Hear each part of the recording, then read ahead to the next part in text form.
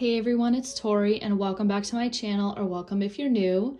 For today's video, we are going to be flipping through my crochet bullet journal and also updating a couple spreads that I haven't gotten around to yet. So here is my crochet bullet journal that I'm pretty sure I made in August or September of this year. I will have that setup video linked in the cards if you are interested. But today we're just going to be flipping through everything I've done so far. By the way, this journal is from Archer and Olive. It is a retired design, but it is the TN size, or the Traveler's Notebook size, which is the height of an A5 journal. It's just a little bit skinnier, but it's perfect for everything I need in this journal. So let's hop right in to all of my crochet projects. So I have this cute little gnome in this like little crochet yarn wreath. I thought it was adorable, and it just says Tori's Crochet Journal for the cover page. We've got our standard weight system over here and crochet hook sizes for my own reference. These are all crochet abbreviations that I need to know for patterns and all that kind of stuff. This is my to be crocheted list. I've actually done a couple of these already, so let me update that really quick. So I have done Tern from Fourth Wing. I have done a bear for my grandma, and I have done a chicken for my Auntie Terry, which I'm actually going to update in my journal today. I haven't gotten around to anything else, which I'm a little sad about, but hopefully I can crochet a little bit more before the year ends. Over here is my first project. It is this bee, which I completely messed up on. Of course, I'm going to mess up on my first crochet project, but I wanted to have that highlighted in my journal to mark like the start of my journey. We've got my hopes and dreams over here that I've recently filled out.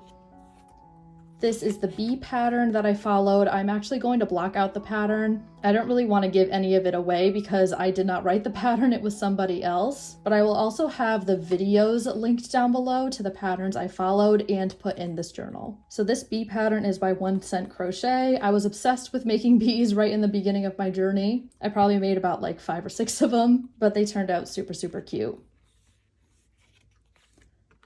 The next pattern over here is a seal pattern, and it is by False Bubbles here on YouTube. Again, that will be linked below. We've got this whale pattern. I'm pretty sure it's by Rose and Lily Crochet, something like that. And I made this whale for my boyfriend's mom. I've got this little frog over here that I made for a friend. This hippo I messed up a little bit on, but I still think it's so cute. That is by Rose and Lily Crochet as well. And I made this for my friend's newborn baby. This pink giraffe pattern is by Crochet Grove, and I made this for my hairdresser's baby girl. We've got this Highland cow pattern over here, again by Crochet Grove, which I made for another family friend. And then we're getting into like all my Halloween creations. I was obsessed with making this candy corn ghost. I made about 3 or 4 of him, and also this witch ghost. It's actually the same pattern, I just used different colors on the hats. That's by AQ Crochets down here.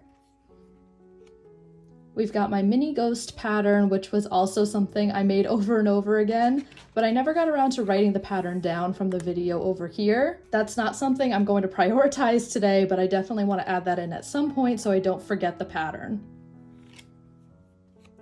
Here's my candy corn dino. These 2 dinosaurs are from Crochet Grove as well. You'll probably see throughout this journal that I use a lot of her patterns. They're just some of my favorites, and I get all of her patterns on Etsy. But I took 2 of her dinosaur patterns and modified them a little bit to make them a little bit more spooky. So like over here, I had her regular dino pattern, but I made the spikes candy corns. And I also had this little Triceratops pattern, but I added in some spider webs with acrylic yarn to the frill and her hands and feet. And I just wrote the mods over here so I remember if I want to make them again next year, how I did it. This was a little Halloween projects page that I wanted to tie all together because I was making so many Halloween projects this year. I just wanted them all to be on one page, and I think this turned out super cute. And I think that is the last time I updated this journal. So we're going to do a couple spreads today, and I've printed out some pictures of my last couple creations that I've made so far, and most of them are my dragons from Fourth Wing. So I want to make a whole page dedicated to my Fourth Wing dragons, and also a couple pages for this chicken that I made for my aunt, and this bear that I made for my grandma. It's so cute. It's got a little sun hat. I actually made this as I'm recording just a couple days ago. It's just so cute, and I can't wait to have all of this in my crochet journal. So first thing we're going to do is cut all of these pictures out, and it is on sticker paper or label paper, so it's going to be easy to rip off the back and stick them down wherever I want. So let's get them all cut out now. So as I'm cutting this particular picture out, I realized I made it way too big. So we're going to see if I can still make it work in these spreads. If not, I just won't use it. All right, so they are all cut out. I'm going to put the little bear and the little chicken on the side because that will be my next spread. For this one, we are just focusing on my little dragons. If you've not read Fourth Wing, these two dragons are like the main dragons in the book. We've got Tairn, which is this big black dragon, and then we've got Andarna, which is the little baby gold dragon. So I'm super excited that I'm able to capture this in a journal. Just like all of my crochet creations, it makes me so happy seeing all of them. But I am really not sure how I want to lay this out, or even if I want to use all these pictures. I just wanted to get them at different angles. Maybe I'll just do something like this. Maybe I can even like stagger them a little bit. I think that looks a little bit better. They're just really big pictures. I should have made them a little bit smaller when I printed them out. But I think this is something we can work with. I don't really want to add the pattern anywhere, just saying like who they are and who made the pattern, so I don't need that much space to write, so let's work with this. I'm gonna move this one up a little bit more. I'm hoping it doesn't rip the paper. We'll just leave it. It's not gonna be super even, but we'll just leave it. Could always be worse, right? Like you can see this space is a little bit bigger than this space. Maybe I can move Tairn down a little bit. Ugh, I really just don't want to ruin the page underneath. So my perfectionist brain is telling me to move it, but my logical brain is saying to leave it because you're going to make it a lot more worse than it actually is.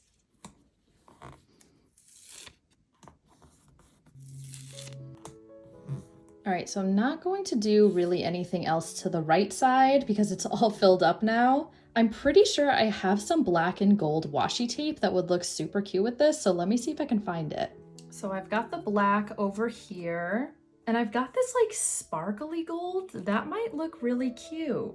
Yeah, let's try these two out. I know she's more of like an orangey gold in these pictures, but I'm pretty sure she is like pretty shiny and sparkly. Maybe not sparkly in the book, but I do really like the gold. So let's see if we can get this to work on these pages. So if this is going like right here-ish, let's put some black down. Maybe do something like this. I don't know. If it doesn't look good, we can just take it out. I'm just not loving that. Maybe this can be one of those things that's just like in the corners of the actual page itself. I think I like the look of that. It would just need to be longer. Maybe do I want to do, maybe I'll do something like this, where it's like a little off center. Ugh, I don't know. Struggling a little bit over here. All right, I think I like that, and maybe I'll just do that on both sides. I'm not sure if I'm loving it, but I'm just going to stick it down because I need this to be done.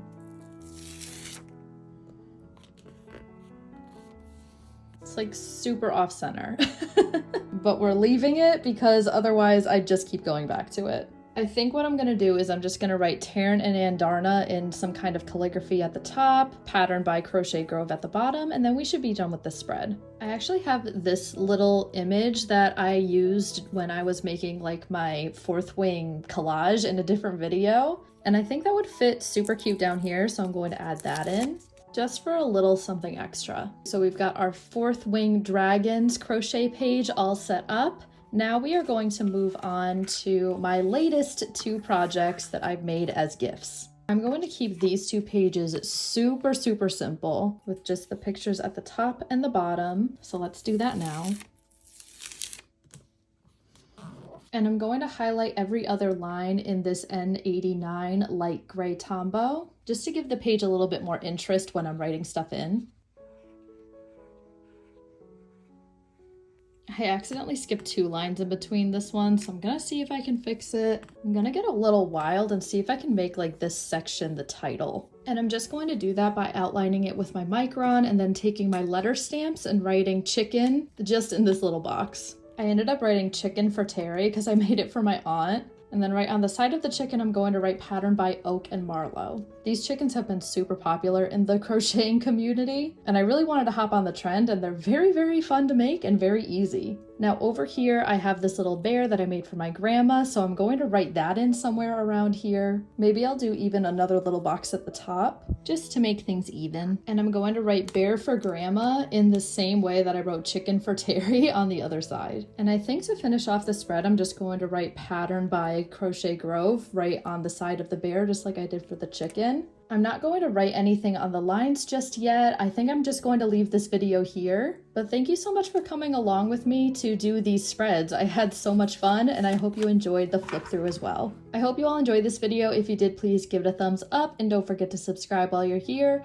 Also, don't forget to check out my bullet journal social medias. Thank you so much for watching, and I will see you in the next one. Bye!